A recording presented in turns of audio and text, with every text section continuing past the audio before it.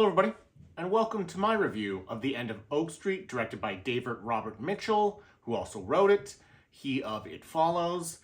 This stars Anne Hathaway, Ewan McGregor, and some other actors that I'm less familiar with, and some character actors as well.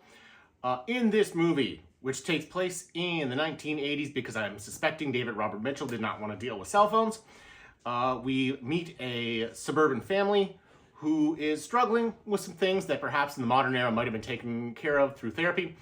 One night, there's a weird storm, a weird light, and when they wake up the next morning, it turns out that they have been transported either to an alternate dimension or back in time, or possibly both. The film never really explores this.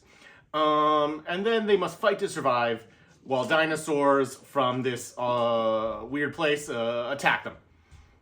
So overall, this movie is probably one of the best movies insofar as dinosaurs since Jurassic Park the first. I don't know where it ranks in the not Jurassic Park the first dinosaur canon, but it's up there. This film features Ewan McGregor doing his weird American accent, which I've never fully habituated to. I would have rathered his Obi-Wan accent, but that's just me. Anne Hathaway gives a great performance as a mother who is not sold on mothering or the family she's currently with. She's also a writer. Along the way, we also meet a neighbor girl whose parents sadly do not make it. This film has some issues with its comedy. So this is trying to be lighthearted, but David Robert Mitchell is not great at comedy. So even though it's trying to have some comedic touches, the comedy's not quite there. This would have either been better as a straight action thriller, or it would have been better had somebody with some comedy chops been brought in to punch up the comedy a little bit.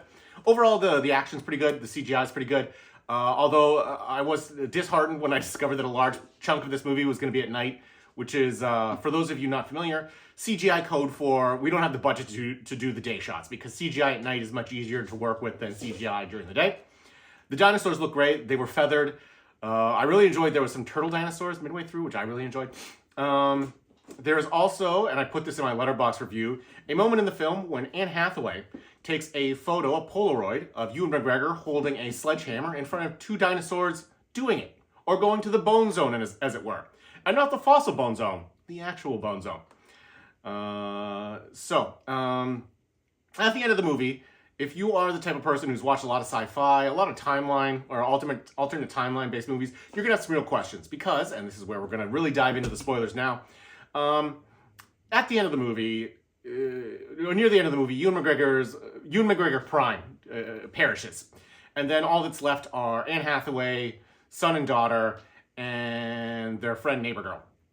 They manage to make it into a portal which sends them back to the present day minus a couple minutes, where Anne Hathaway manages to call a bunch of neighbors, get them saved, and also Ewan McGregor, whose character was working as a pizza delivery man because he secretly lost his job. She calls him to have a pizza delivered, which saves him, which is Ewan McGregor Beta, not Ewan McGregor Prime. And then the event happens where the entire neighborhood is transplanted to wherever it is they're transplanted to, which begs the question, did Anne Hathaway not just doom the rest of the neighbors that she didn't call to their deaths in the mysterious dinosaur place, but also Anne Hathaway Beta and son and daughter Beta also seemingly are going to die now. So yeah, weird, because you think, okay, well, if they left it just at that would be okay. But it turns out she also saved Neighbor Girl Beta, not just Neighbor Girl Prime. So that means that in this alternate timeline that now exists, Neighbor Girl Prime and Neighbor Girl Beta both coexist. Oh, and also, I should mention, this film is produced by Bad Robot. This is their first theatrical movie release since The Rise of Skywalker, which, because this is the internet, some of you will not have cared for, potentially even myself. Comment down below if you didn't like Rise of Skywalker, or if you did, let us know what you liked. Anyways, this is the first theatrical release since then, and in Rise of Skywalker, they were derided, J.J. Abrams and his production company were derided for having a quote-unquote first gay and alternative lifestyle kiss in the Star Wars universe. However, it was for like 0.5 seconds, and everybody said, if this is your representation, it's really not something that you should be going around vaunting yourself for. the same thing occurs in this movie, where at the end of the movie, there is a hand-holding between Anne Hathaway's daughter and neighbor girl for 0.5 seconds at the end of the movie, indicating that they are in fact together, except unless you're eagle-eyed, you're really not going to spot it. And even the 2.5 hints that came in during the movie weren't really clear. So yeah, once again, Bad Robot trying to be representative, but not doing the best job that they possibly could.